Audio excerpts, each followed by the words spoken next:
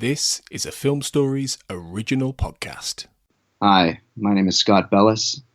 I played Max Fennig on The X-Files, and you're listening to the X-Cast.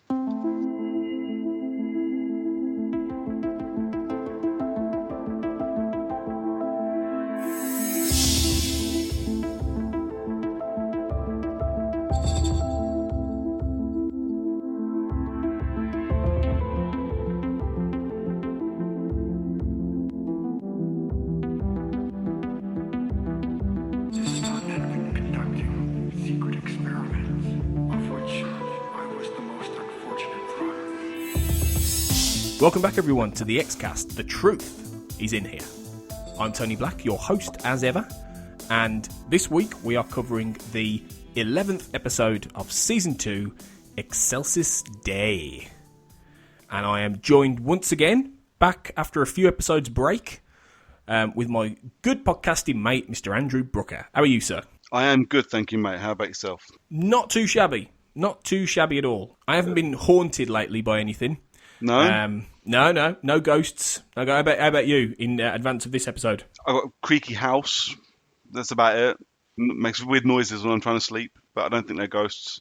I think it's just shipbuilding. If only that was the case with this episode, it might make it more entertaining. True.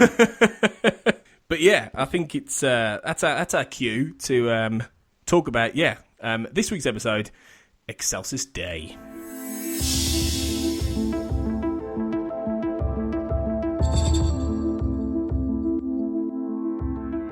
Excelsis Dei is the 11th episode of the second season of The X-Files. It first aired on December the 16th, 1994, was written by Paul Brown, and was directed by Steven Surgic. It sees Mulder and Scully heading to the Excelsis Dei elderly care home when a nurse is attacked and seemingly raped by a paranormal ghostly entity. This is Michelle Charters. She's a registered nurse at a convalescent home in Worcester, Massachusetts. What happened to her? According to Miss Charters, she was raped. The abrasions and contusions here would be consistent with her claims, as would be the medical report, which cites the kind of injury and tearing associated with sexual trauma. Where'd you get this? Violent crimes? No, the woman made the video herself. It seems that no one will believe her story. Why not? Because she claims to have been raped by an invisible entity, a spirit being. I have several X-Files that document similar cases. I know, I've been here since 6 this morning going through them. Well, then you know none of them have ever been substantiated. Not surprisingly. Well, given the emotional and psychological violence of rape, the face or identity of the attacker is often blurred or erased from memory. That he could be perceived as invisible is a logical leap from there. Yes, but this case is different. Why? The victim has filed a lawsuit against the federal government. She seems to be certain who the spirit being is. Mr. Arden. Hal Arden. And you know him? He's been a patient where I work for about 5 years. Miss Charters, the facts of your case seem to contravene those of other cases we have on file. Right. You mean the other woman raped by Invisible Man cases? How do you know it was him who attacked you? He made advances toward me. And he said things, rude things. Look, when you bathe somebody every day for 5 years, you get to know more about them than you really need to. And an old man smells a certain way, and he feels a certain way. I know this is hard for you. No, this is the easy part. You see, hard is not being able to get disability leave or workman's comp and having to go back to work with this guy. To continue our investigation, we're going to need some kind of evidence, physical or... Yeah, I know, I've heard it. Unless you have hair or semen or fibers or whatever, you guys can't build a case. That's right. Look, I didn't make this up, okay? I was attacked. And I'm not some kind of shrinking violet who would repress the memory of a rapist's face. If I could positively ID him or give you something to incriminate the man, I would. Okay, Brooker, out of 10, where are you going to place Excelsis Dei? 4? That noise That noise Pretty much sums it up. says everything you need to know, doesn't it? We could end the podcast there, I think, in theory, and have a 2-minute podcast. 4, yeah? Yeah. Why are you scoring that one quite low? It's just so boring, and it's so crap. And you know what? Right, as you said, it aired on December 16th. I thought, well, that must mean that must have been the one before the mid-season hiatus for like over Christmas. A couple of weeks off while Christmas happens. And I've just checked, and it was. Yeah, it would be. Imagine this shit being your last episode before Christmas. I don't think I'd go back. You would surely worry about that, wouldn't you? I think you'd have to. I think if you were a creator on this show and that was your one leading up to Christmas and it was just this bland, dry fart of a mess, it's just no. Yeah. I genuinely would be worried about people coming back. Me too.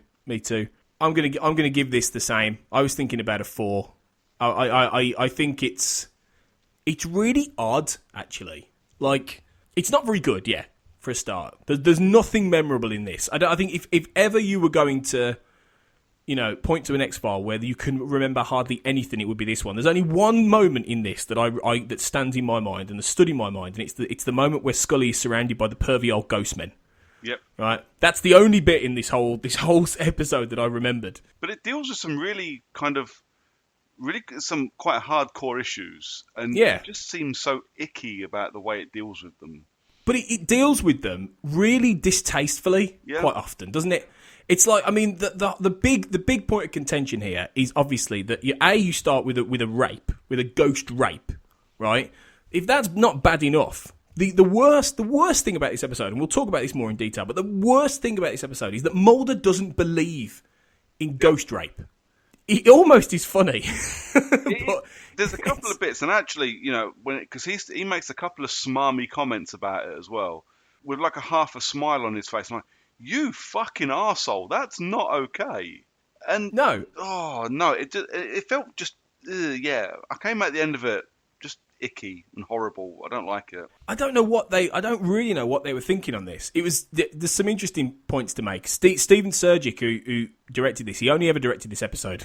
No surprise. Well, you wouldn't want him back either, would you? Let's be fair about this. You wouldn't. This was the first episode. He was Canadian. This was the first episode to be directed by a Canadian. Obviously, the X-Files is filmed in Vancouver, and he offered his services because he was a fan of the show, basically. So he said, yeah, I'll do it. I'll come in and do it. They only got the script from Paul Brown 2 days before filming started. So Chris Carter, and it was unfinished. So Chris Carter had to make changes all the way through. They were prepping and shooting. And we talked about this a little bit in Ascension, because Paul Brown wrote Ascension, which was really strange. Me and Darren found it really strange that a guy who hardly features in the story of the X-Files at all, he only produced the first 9 episodes of the X-Files in season 2, and that was it. And he wrote Ascension, and he wrote this, and he was gone. So people who know the X-Files and know the production history a bit better than me might be able to fill us in a bit with this as to what happened with Paul Brown. It does sound like, especially with this episode being what it is, it does sound like his way of doing things wasn't as good as a lot of people may have suspected when they first brought him on. Yeah, and there's probably a big argument to say that most of Ascension, even though it's not an amazing episode, it's a very, very important episode of the X-Files. It's a very iconic episode of the X-Files. Yes. Probably a lot of that was Chris Carter rewriting the script, more than likely. Yeah. So there's a question of how much is Paul Brown, and how much is Paul Brown in this? Maybe the whole thing of Mulder being a bit of a twat for a fair bit of this, and actually really oddly not believing in something that Mulder would absolutely believe in. Oh, yeah, for sure. Of course he would. He'd believe more in this than Scully would as the woman, I think. There's this kind of point in the episode where you go, I wonder if someone's trying to make a point about how people perceive rape. There's kind of this thing, and I don't want to say the wrong thing because it will make me sound like a complete twat, but there's kind of this feel about it as if to say, blokes don't believe that people were raped. Yeah. And so this is how we're going to show that, and this is how we're going to deal with it. But it just seems, it feels really ham-fisted in its point, if that's its point. And sadly, I get to the end of the episode, and I don't think the episode's smart enough to have that point. I just think it's gross. It is, and it's got a bit of a skeevy moral compass with this rape stuff, and the whole, it feels like it's trying to make a point about sexism. The more than anything else, you've got all through the episode. You've got, especially around the character of Michelle, the nurse. You've got all this sexist behaviour, certainly at the very beginning, and with the old pervy old guys and things like that. It's not doing it for the sake of it. There is some element of commentary, but it's so ham-fisted, and the episode has no real idea of what it's really about, because the script is rubbish. Yeah. That you get to the end and you think, well, Mulder is completely out of character here, because even though he talks about how entity rape, as he calls it, is unsubstantiated, I don't give a shit if he's never found any proof. Of course he'd believe it. He's never had a fucking UFO land in his garden. It doesn't mean he doesn't believe in them. Exactly. And this is the problem. They've taken this social commentary that they're trying to have, and they've made the wrong person not believe it. And as much as it might feel wrong at the time to have Scully go, yeah, and I don't believe it. It doesn't happen. For her to then get to the end of the episode and believe it would be a much better way of dealing with this fucking story than having the guy that believes everything suddenly not believe it, and have the one thing so far that he's not believed be a woman has been raped. It's fucking horrible. It is horrible. It is horrible. And I'd like to think that David Duchovny at some point went, are we sure about this?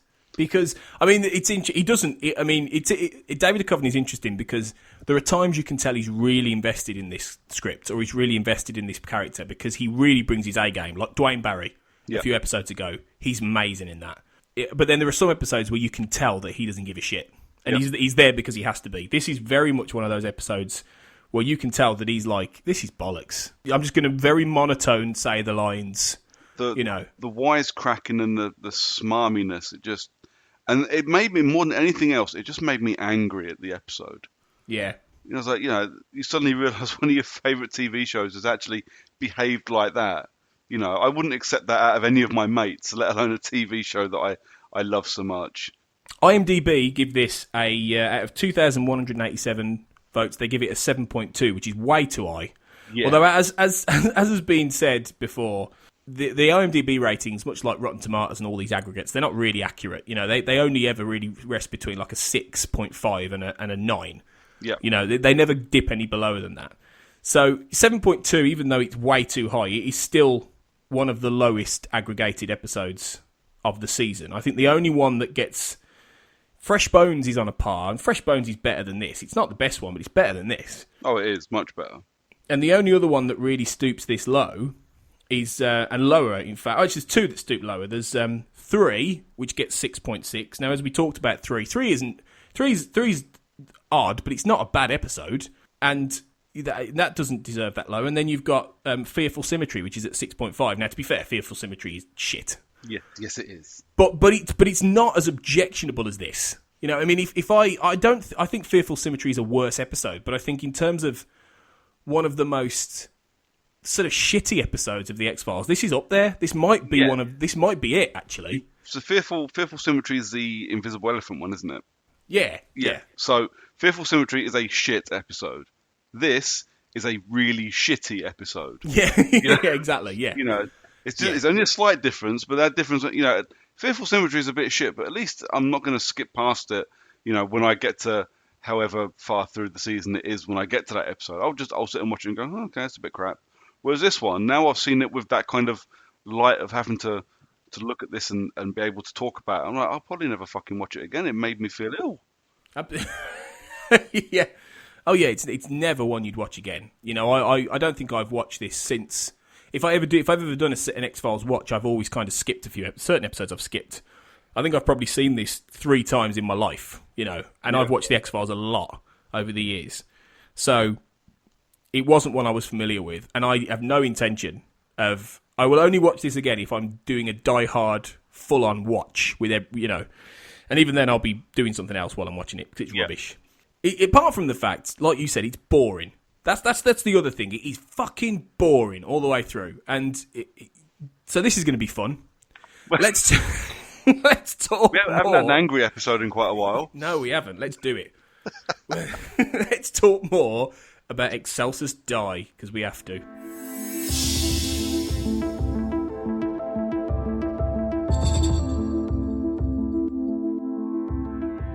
So, we don't have to. We're here because we want to be. But still, we're completists. Doesn't that make it worse that we've sat and volunteered to talk about this shit?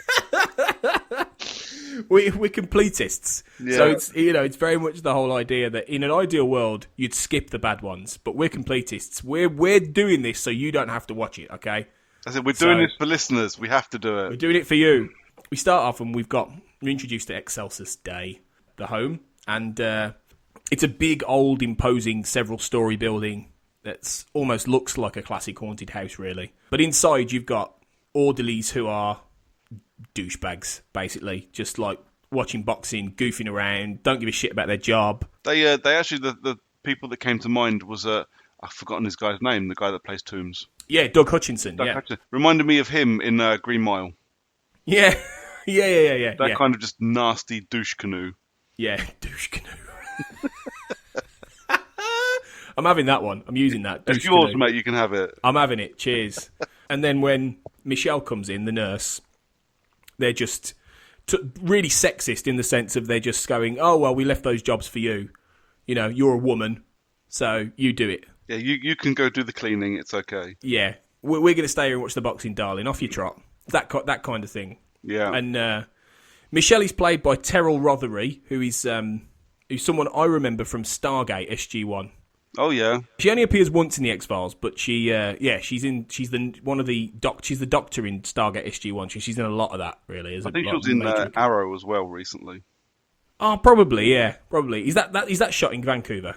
I couldn't tell you. I bet it is. It's a CW show. I'm almost certain it is. I will put money on Terrell Rothery having shown up in Smallville as well.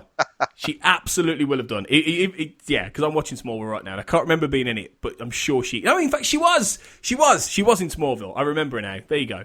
So yeah, she goes off and sees the two old dudes, Stan and Hal. And Hal's like a proper old perv. He's like, how about a sponge bath? It is pretty gross. But it is intentionally gross. You know, the whole thing with that is that they're making a point about, you know, sexual politics and everything, but she pretends to be, you know, jokey about it, but she's not really. As she says to the Chinese orderly Gung, let's just soak up that name for a minute. Yeah. Gung. Why don't they just call him, you know, Mr. Wong Fat or something like that, just to be even more like... Literally just go the whole racist and go Mr. Oriental. Yeah. But yeah, she says to him, you know, she makes the point, you know, you don't have to have your ass smacked by him and things like that all the time. So she doesn't obviously like, as you wouldn't like, the sexism of having your ass grabbed and being, you know, sexually harassed and things like that. But he's already, you see Gung, and he's a very sort of calm soul wandering around. But then, so you've established all the key people in the home, really, most of them anyway. And this is where you get the weird shit go on, when Michelle goes to change a bed because someone's died. And you get the, as we've talked about, the ghost rape. Or obviously you don't see all of it, but you see enough that the door is barricaded, things are flying around. She gets pushed onto the bed, strapped down, screaming, and that's where we end it. But did you notice the straps that magically open up? When the bed moves, the straps already magically open. I didn't spot that. Good observation. Interestingly, the original draft of the script, Michelle was written as a lesbian, but they dropped that element because Chris Carter said it just felt gratuitous at that point. Oh, that's gratuitous. Yeah, exactly. Okay. Yes. Terrell Rothery said that she said it was about the rape scene. She said it was challenging for me because I couldn't play off anybody. There was nobody there, so I had to create my own stuff. It was me throwing myself and flipping myself on the bed and trying different things. That process was fun. It was fun to really conjure up as an actress, to have to play off my own stuff and my own imagination. They had a crude down below the bed, and they actually had a vibrator on the bed. Okay. I don't think that she means the vibrator that you might Seems think. like a weird detail. Because if she did, that's fucked up. That really is fucked up. But yeah, she goes on and talks about how, you know, it wasn't obviously the scene couldn't be too graphic, and they had to do several things to illustrate what happened. They didn't have she said they didn't have the clothes ripping. They had the Velcro wristbands. I moved my arms back and the band snapped closed. She said originally that she was going to levitate, and she said I was going to be fitted with this body cast thing to help me levitate me, but time wouldn't permit it, so we weren't able to do that. They'd done that in the Entity, didn't they? I mean, to fully rip off the Entity would have been a bit much, I think. Well, exactly. They're already sort of going down that road. It's just a bit unsavoury, really. But it's the idea, the concept of this is fine if you do it tastefully. You know, there's nothing wrong with doing an episode that has something horrific happen to violate a woman like this, and it might, even though, having said that, how do you do a ghost rape tastefully? Well, you don't.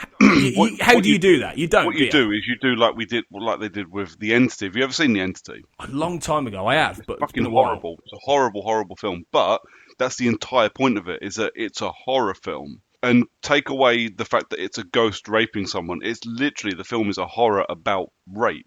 So tasteful is not the word to use, and definitely not something like delicate. But it's not gratuitously bad like this is. Yeah. You know, I can watch.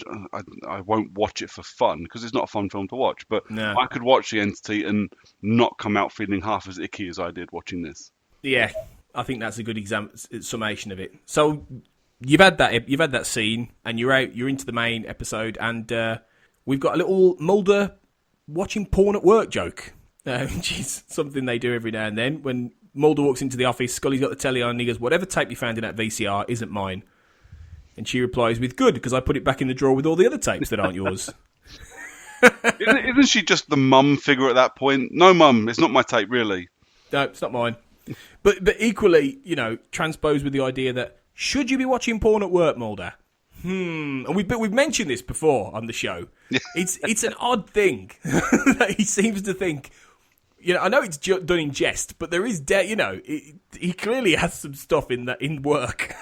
Well, that's it. It's said more than once, isn't it? So you get to that point where it's protesting a bit too much. You're definitely fiddling at work. It's fiddling. It's like, dude, you're already in the X-Files, right? People want to shut you down. I mean, wouldn't that have been brilliant if the whole reason that he got shut down had been because he watches porn, and HR basically went, "No, don't worry about a global conspiracy. He's contravening the rules of porn."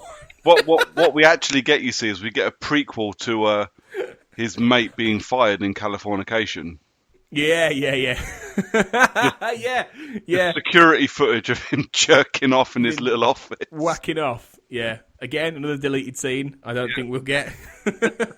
I think what was good about this opening bit is that it's actually flipped, because normally it's Scully walking into the office and Mulder's the one sitting at the desk and he's got all the information and he does the briefing. This time it's Scully.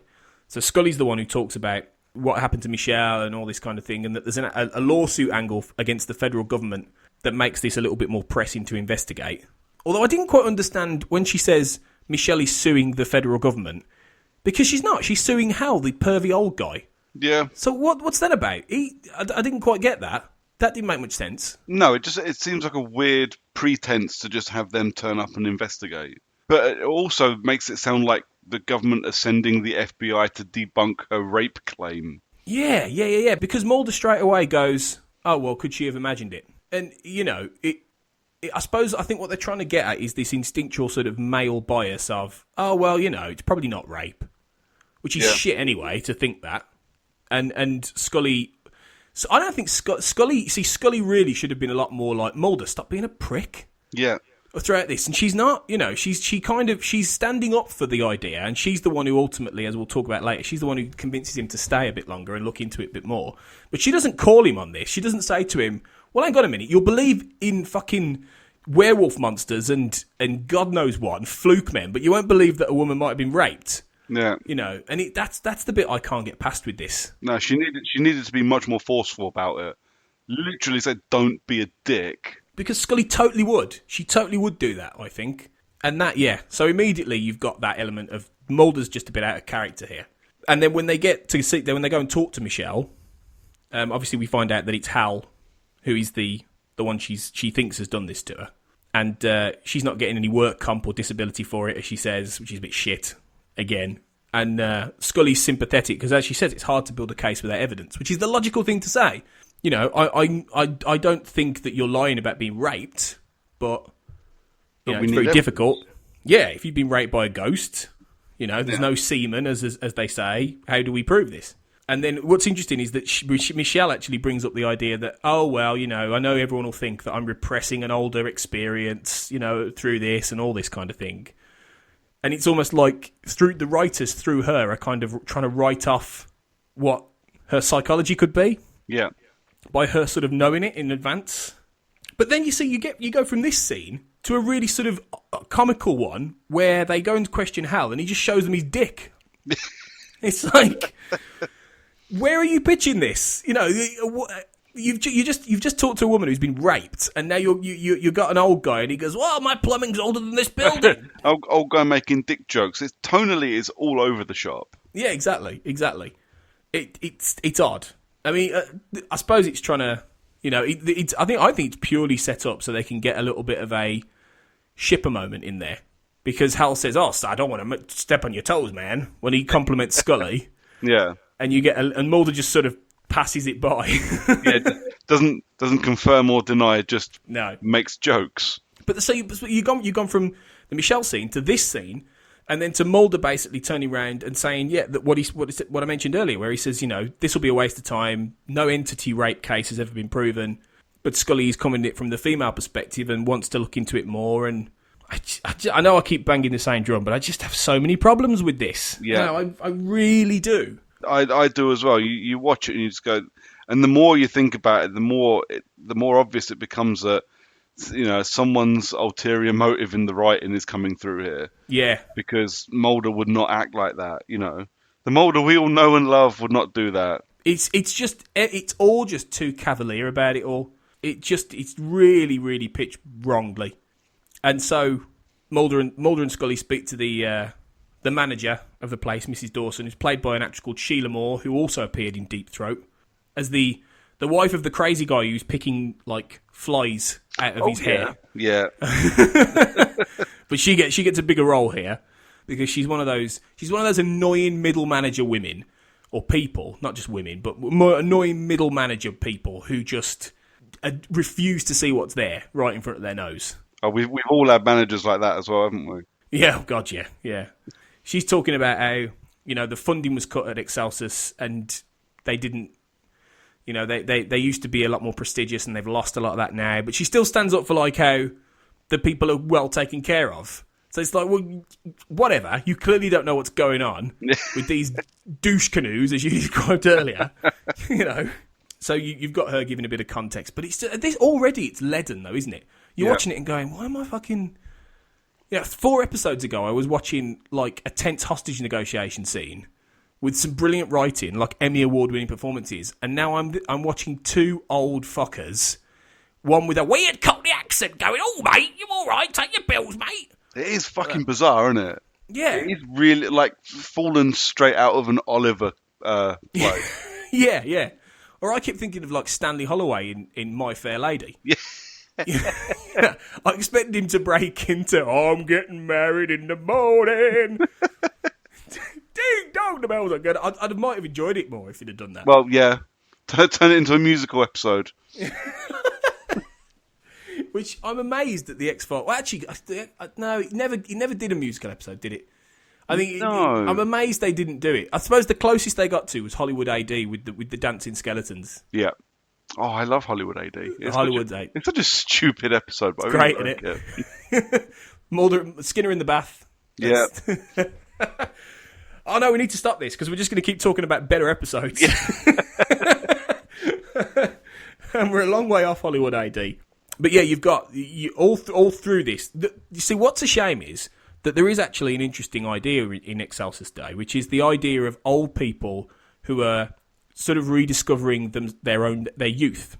Yeah. Through what we later find out are these pills. And when you get these scenes between like Stan and Hal where they're talking about, you know, they're hiding something, they've got something to hide. You know, you've got this idea that they're a bit cheeky and they're trying to recapture a little bit of stuff. And then later on you see even more examples of that. But I think that's a really interesting idea. But it's just buried really underneath all the uncertain, all the rest of it, which just doesn't fit together. I like that. I like the idea that the Alzheimer's that should affect them and ultimately does again, is being sort of eroded away by what's going on, and they're sort of getting their faculties back, but it's a bit twisted. I like that. Oh yeah, and I quite like the grumpy old men style of just guys getting up to mischief when they're getting older. Yeah. You know, it's just a shame that this episode has mischief turning into that. I really quite like the idea of, like you say, getting their faculties back from wonder drugs, from Oriental, they're not racist at all, orderly. Yeah, not Burt Kwok. But obviously, Hallie's after some more pills, and Stan isn't wanting to give him any. And then you've got Mulder and Scully still with the middle manager woman, who's now suggesting that Michelle has faked all this for insurance purposes. Yep. And you go, well, fuck you. Especially as you're a woman. I mean, in a way, it would have made more sense if you'd have been a man. Yeah. Because you could imagine more of a man, actually. But, it's just even more of a kind of, well, why would you think that? You're a woman, for Christ's sake. Yeah, see, now she's not just that middle manager that can explain things away. Now she's a proper old-school battle-axe twat. Exactly. She's got no time for people like that at all. Just fuck right off. Yeah, just do one. Then you've got Hal having taken a pill, who dies. And then you get Scully doing her doctor thing, Gung acting shiftily, somebody shouting, "Where's that crash card?" as it goes to black. Yeah. I don't know who shouted that, because it didn't sound like Scully. No, that's absolutely stock from something else. Yeah, it was, wasn't it? Because at no other point that somebody asked for a crash cart, they just asked for a defibrillator. Yeah, exactly. So literally they've gone, oh, hold on, let me just get this. Hold on. Cut this bit out of ER and I'm just going to drop it in there. So yeah, Hal's dead because he's taken too many pills, too many fun pills. And Scully's talking to Dr. Grego, who I thought at first he was Dr. Gregor. And then I started thinking about Colony and Endgame and thinking, did they use the same name twice? But then I found out it's Dr. Grego. But still. Did you sit there before What's-His-Face dies, did you sit there and go, did he just tell him to fuck off? Yeah. I sat and watched it, literally, I rewound and went, you did not just say fuck off in the X-Files. I wish it had done. But I don't even know what buck off means. Fuck off. Really? They can't say fuck off. Yeah. So, buck off. It's like Hot Fuzz with the peas and rice thing, isn't it? It's that. So, you've got Grego talking about the experiments on curing Alzheimer's, and that Hal may have resumed some faculties and youth before he died. So, we're setting up the idea that there's some experimentation going on here, and that Scully says, well, hang on a minute, there's, this isn't scientifically proven. So it's all a little bit on the edge again. And that originally, like people like Hal, they couldn't string a sentence together. They were just, they completely lost. So this has brought them back. And we now see Gung we now know Gung is up to something because he talks to Stan about, and we find out he's giving Stan the pills. Yep. And Stan's going, I want more pills. And Gungy's like, no, you have too many. If it's racist, I don't know. You must stop. They are bad for you. Too many are bad for you. No, I want more. Maybe I should have just done this episode in the style of these characters. It would have been more fun. Well, a little bit of accidental racism in your podcast. How's it any worse than anything that happens in this actual episode of the X-Files? It's true. That's my defence. Yeah, there's the question now of whether Gung is the bad guy, because he's giving these guys the pills. If it is bad, he doesn't seem to be a bad guy, so you've got that question. And then you see another example of and this is the one that I think is the most interesting, the old guy Leo, who's the artist, who's had severe Alzheimer's, is now drawing again. And there is some potential interesting commentary about debilitating illnesses and how people, the sadness of Alzheimer's and how people lose themselves completely, and they lose what they were good at and what their skills were. And then, they're talking to Leo and he's drawing, he seems quite lucid, and, they're asking him, is this Dr. Grego's medication? He says no. And they're all like, oh, so how are you doing this exactly? And you've also got the old babbling woman, Dorothy, who's talking to herself and having her own little tea party. So, you've got these little characters, and it establishes these little characters in the care home. By this point, I don't know. Even doing this, even talking about it, I'm bored. Yeah. I really am. I'm finding this one hard. It's just such a mishmash of not really good story elements combined with the shit we've talked about already. And you go, I don't care. I don't care that this guy suddenly can draw, because he used to draw before. And, and don't get me wrong at all. Things like Alzheimer's and that, it's terrible. And of the things in this world that really do scare the living shit out of me, things like that are up on that list. But this episode just doesn't make me care about any of it. I just want to go, just fuck off. No. Because it's just so ham-fisted with it all. It's just a shame. But this is the point now where Mulder is like, he's seen enough. As far as he's concerned, it's like, there's nothing to this. It's a waste of time. I don't care about the woman who was supposed to be raped. Let's go. And Scully's now, what is interesting is Scully's the one who's coming up with the theories now. She's trying to find a scientific and environmental reason for why this is happening. And then Mulder says, you don't think this place is haunted, do you? Come on, Scully. Because this is the bit that really made me angry. She was just, raped by a ghost living in the walls. And the little smirk. Yeah. Why not punch him in his face? Yeah, exactly. And again, I know we keep saying it, but he would believe this. Yeah. It's Mulder, for Christ's sake. He would believe this. He would at least entertain the idea. It's ridiculous.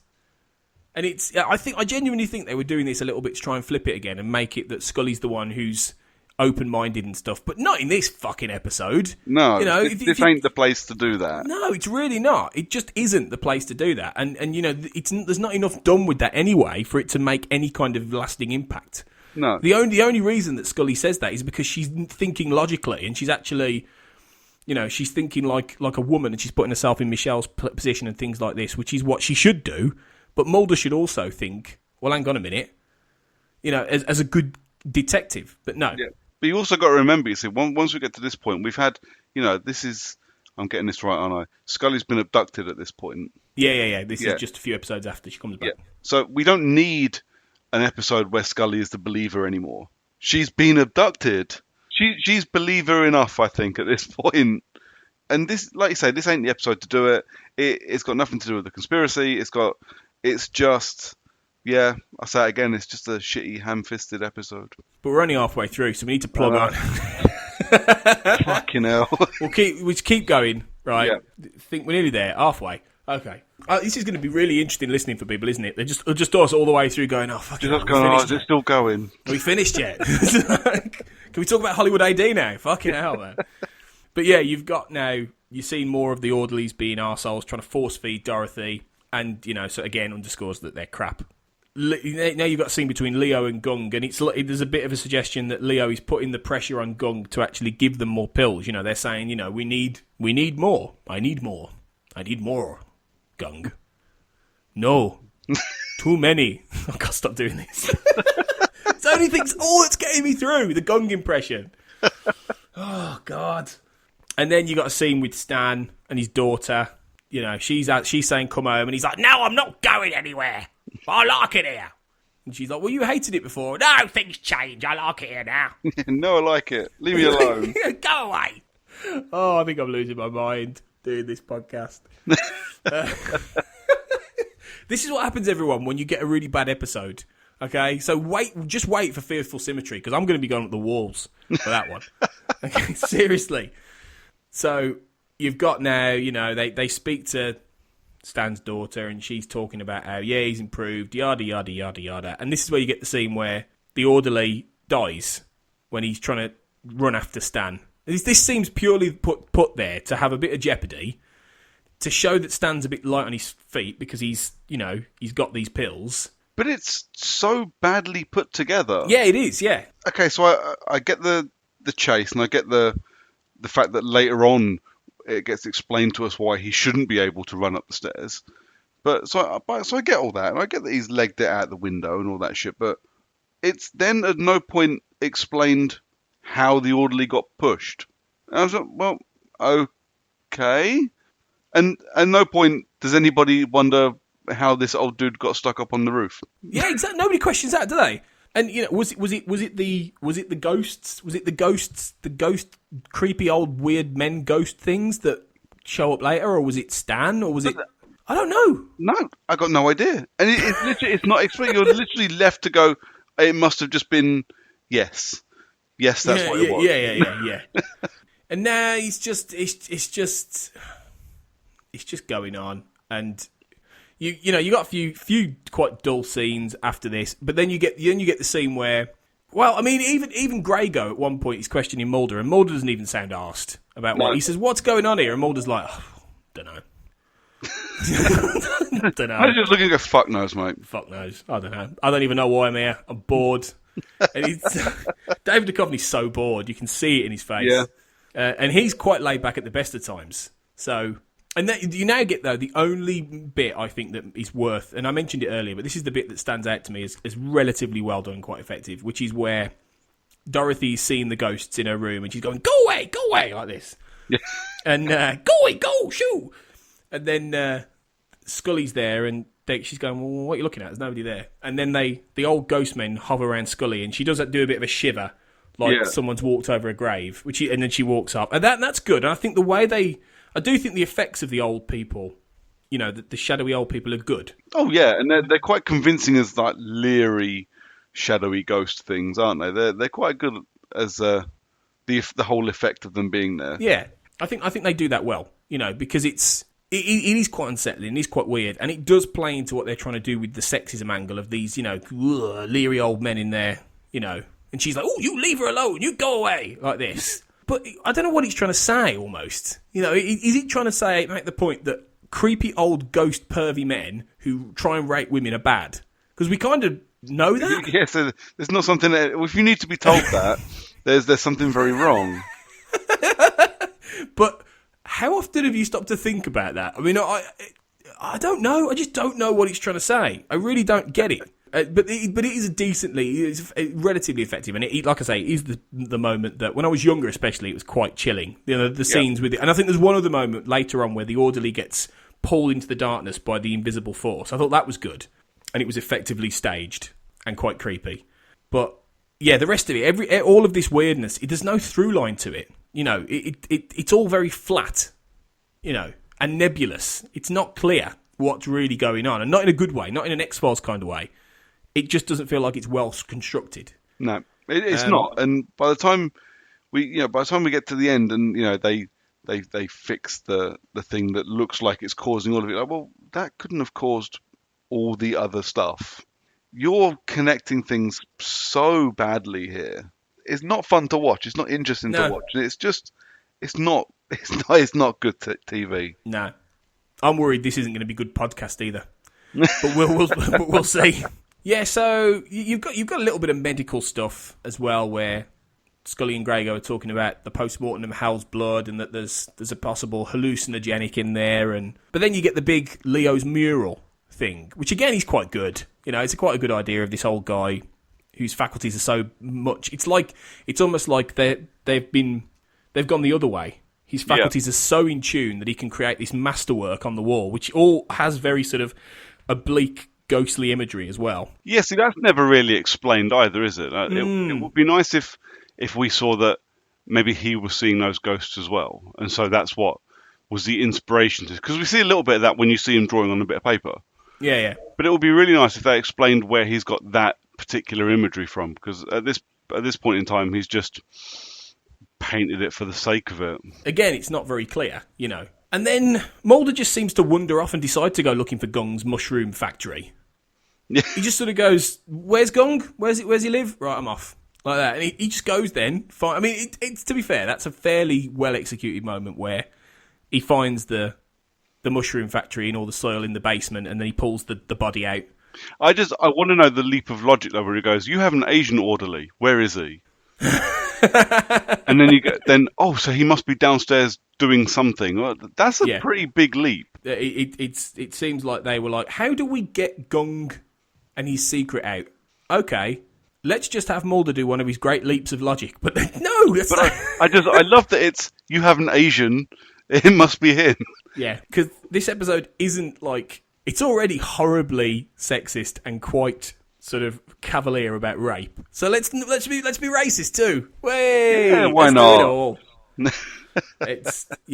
You get there, and then when Gung is brought in, he brings in again. It's another example of something that's thrown in this episode. There's a pot of different things in here that don't work together. He throws in this idea of mysticism now, of this ancient Chinese remedy that he's making so he can put in the pills, so he can give these old people. And then he starts talking about how he's doing it because they aren't treated with respect in America, and we look after our old people. You know, we care for them when they're old. You don't. And you're like, well, hang on a minute. This is all. I get this. I get the point of it. I get the whole, what you're trying to tell, but it just doesn't fit together. It's really, you then got the ghost angle, you got the rape angle, you got the, the outside. It's just, choose what you want this to be about. And now you have the Asian bringing in his own stereotype of hundreds of members of his family living in the same house. Yeah, exactly. I'm not racist, honestly. Yeah. But it's the only point at this point where Mulder starts to get interested in the case. Yeah. Because it's the point where Gung says that the mushrooms are taken to commune with the spirit world. And then Mulder suddenly goes, oh, this is more my kind of thing. Like ghost rape wasn't previously. Yeah. The ghost rape and the weird Alzheimer's making going and people becoming prodigies and that's not no. Oh, weird magic mushrooms. Yeah, here we go. So I think we're seeing his true colours there. But it's just by this point though, you're just like, I don't give a toss. And why is this all thrown into the pot? And it just comes too late to have any kind of impact at all. It's just let's veer the story this way, let's veer the story this way, and it speaks to the fact that if the script was unfinished, that Chris Carter clearly didn't really have any idea what this was about or where it should go, and they just did what they could. So you've now got the whole climax, and if anything, this episode really felt like a season 1 episode in a lot of ways. Like, the episodes where in season 1, some of which we've talked about, where they haven't really figured out what makes this show work properly yet. And you've got quite a bland case, but you also have that horrible trope of Scully not being there to see anything. Yeah. Which they do again here. And it's that whole idea that when they go after, when they're called upstairs and they start running up from downstairs, Mulder just sprints and Scully does a little trot. And did you notice that she's really slow compared to him? And it's like, oh, what are you doing? Like, no, it's only there so she gets there late and she gets shut out and she's not behind that door when the tank fills up. And it feels like a season 1 episode in so many other ways as well. Like, it doesn't feel well put together. It doesn't feel like it's got the budget of the rest of it. Like you say, it's clearly an unfinished script that's caused that. But I remember because we said while we were recording some of the episodes of season 1, like a lot of season 2 is very, very good episodes, but there still is, 1 or 2 stinkers, and man, is this the worst of them. I think it would be up there. When you get to the climax, obviously there's the flood and the room is filling up with water. Special effects supervisor Dave Gautier built a large tank and painstakingly dressed it to look like the bathroom in the hospital. It was filled with 3,300 gallons of water. Bloody hell. Yeah. And Terrell Rothery talked about how when she's trapped in there with David Duchovny, she said there was a scene where we were submerged in this tank in the bathroom and it's late and we got punchy. They had heated the water for us to about 90 degrees, so it was quite warm. I remember the two of us having to hang in this tank because we couldn't come out. I don't know how many hours we had hanging in this tub. David would crack lines, let's just say bathroom humour. So you can imagine him coming out with puns. Yeah. So much urine in that water when it came out the door. Yeah. Apparently, as well, what is interesting is that where they filmed a lot of this, it was a place called Riverview, which was in Vancouver, and apparently there were rumours that it was haunted. The actual set. Again, Terrell Rothery, who did a lot of interviews for this, she talked about how she said you hear various stories from the crew. She said, I remember this one incident where a producer went to use the restroom and it's like eerily quiet and it's just scary. He opened the restroom door and this whole flood of water came out. There was no leakage. There was no seepage of water under the door. Now, I keep wondering if that was an inspiration. Yeah, maybe. And maybe they threw that in at last minute as like, oh, okay, that can be a nod to what happened to this guy. Makes you wonder. Do we care? Probably not. But sadly not. But there is the suggestion as well that with the water blasting out, it's only after Stan gets sedated that the door opens. So is it suggesting that Stan was controlling these ghosts, or he was sort of psychically doing some shit that caused the orderly to die and then caused them to get locked in there. Yeah, but this is the kind of thing I mentioned earlier. It's like it explains everything as if Stan was doing all of it. Yeah, exactly. Because everything, he's made better and sedated, and all of a sudden everything, the ghosts go away, the door opens in the bathroom, all of that, it all just vanishes. But you can't explain away everything that happened before that as being from Stan. Mainly because this woman was convinced that the guy who's already died was the guy doing the raping. So well, yeah, exactly. I don't get how it doesn't match together at all. No, it doesn't. And it just... I just kept thinking, especially towards the end, why didn't they just make this episode a murder mystery about old people who become like savants because of like mystical drugs? Why did they even need the ghosts? They could have just done it with Gung's weird remedy, whatever, and they could have brought that in earlier and have it be a murder mystery, and one of them is responsible. And not bringing the ghost, not bringing all this weird psychic link bullshit or whatever. And it's like, well, you just felt like they just wanted some scenes of some ghosts going down a corridor. And it's like, well...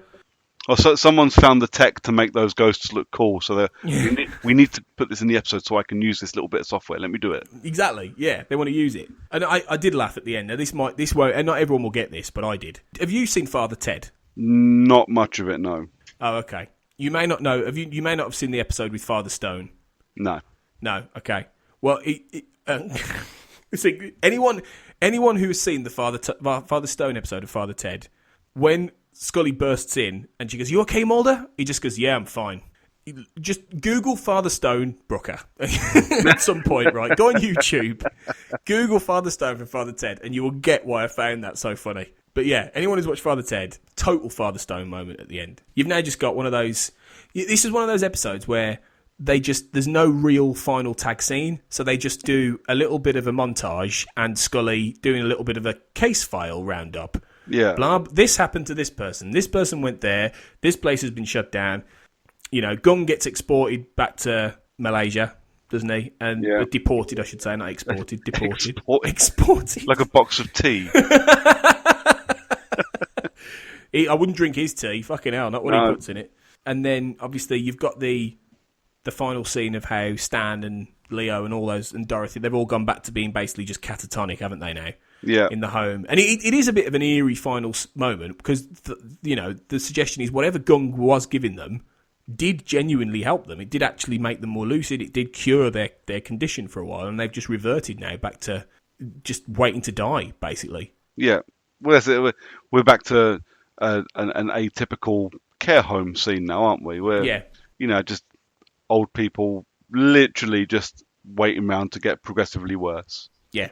Which is really sad. But it should be a really somber ending to an episode. But the fact is, the rest of the episode we've watched, I'm just glad it's over. I don't care that it's supposed to be this really somber kind of, oh, that's really sad.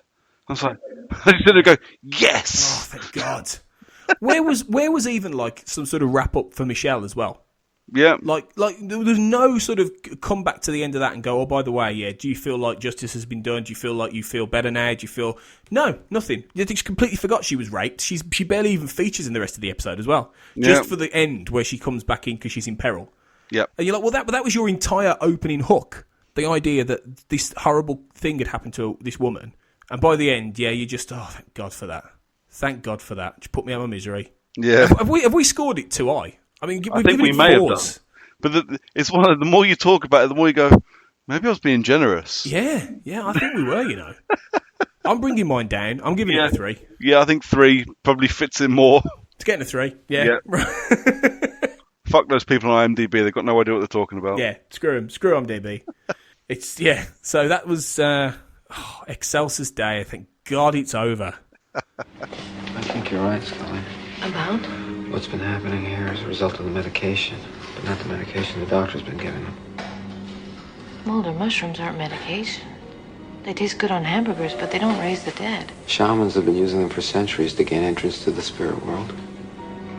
I think you've been reading too much Carlos Castaneda. All right, ask any anthropologist then. I know, but shaman gets intoxicated, he has dreams or hallucinations, and he interprets them. I don't think it's any more magical than that. I don't know how else to explain what's happening here. Well, I think, if anything, these mushrooms are a poison to the system. And I think that's what killed Hal Arden. And raped Michelle Charters and killed those 2 orderlies. Now, something's been unleashed here, Scully. I don't know how to explain it, but it has something to do with those pills. So, do you believe in...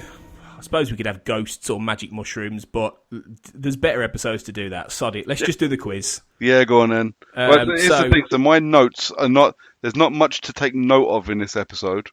So I'm hoping either I've missed shitloads and you're going to whoop my ass with this quiz, or I'm going to get all of them because there's nothing to write. It took me a while to come up with questions, so we'll see.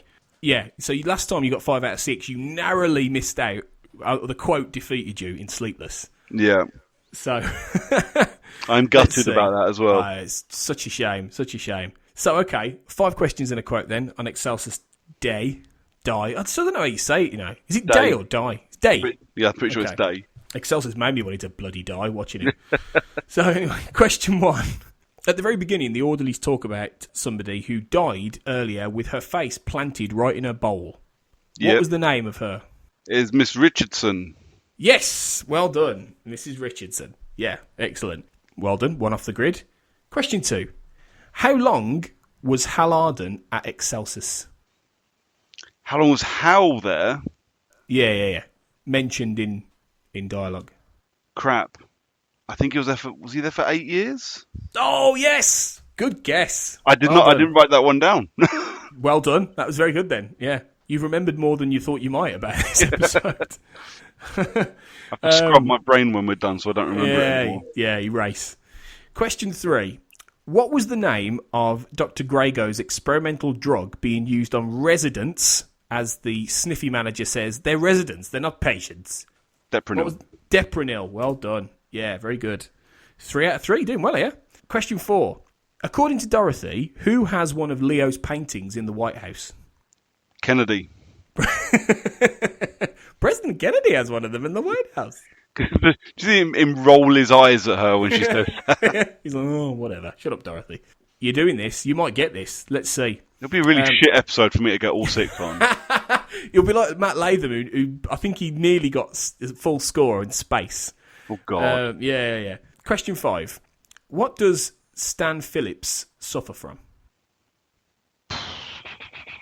Oh, a degenerative hip disease. Yes! Well done! Yeah. I thought that was going to stump you for a minute there. Very good. And I think you may get this as well, actually. I think you're going to get them.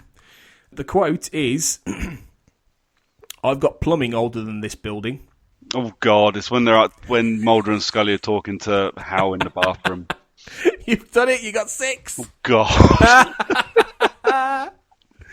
You have the dubious honour of getting full marks on for probably one of the worst episodes this season. Of the if it might end up being worse than Fearful Symmetry. We'll see when we get there. But yeah, definitely one of the 2 worst episodes of the season. A dubious honour, Mr. Brooker. Wow. Although I'm quite happy with myself. I've done that twice now. I'm all right with this. Yeah, you've got this down to an art now. So when you're back on.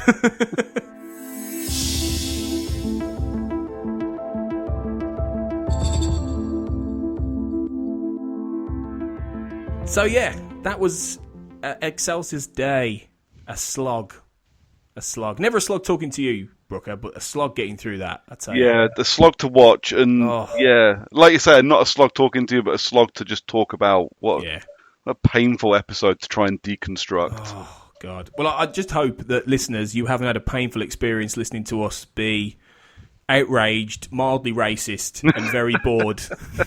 So I apologise if you have been, and most of you probably switched off halfway through. But if you did, do you know what? I don't blame you for this one.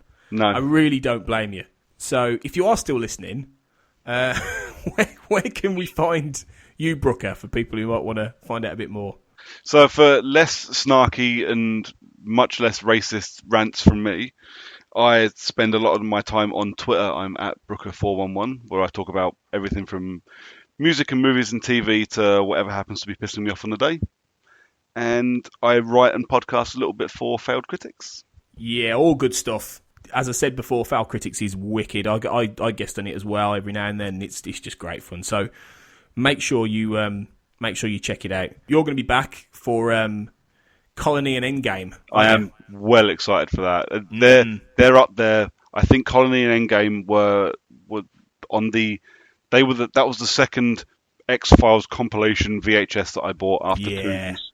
And I love those two. They are brilliant, aren't they? They're two of my favourites, actually, as well. Two of my favourite mythology episodes, and I think they're the best mythology episodes of season 2 for me. Anyway, yeah, I love them. They're so good. So yeah, we're going to have much more fun doing them than we have Excelsis Dei. Absolutely. So yeah, you've paid this for this, Brooker. You're gonna get your reward soon. So we'll be back next week. But yeah, again, cheers, Brooker, for getting through this with me. Oh, thanks for having me on, mate. Even with the shitty episodes, it's always fun to talk to you. Cheers. And until we're back, guys, just remember the famous trust no one.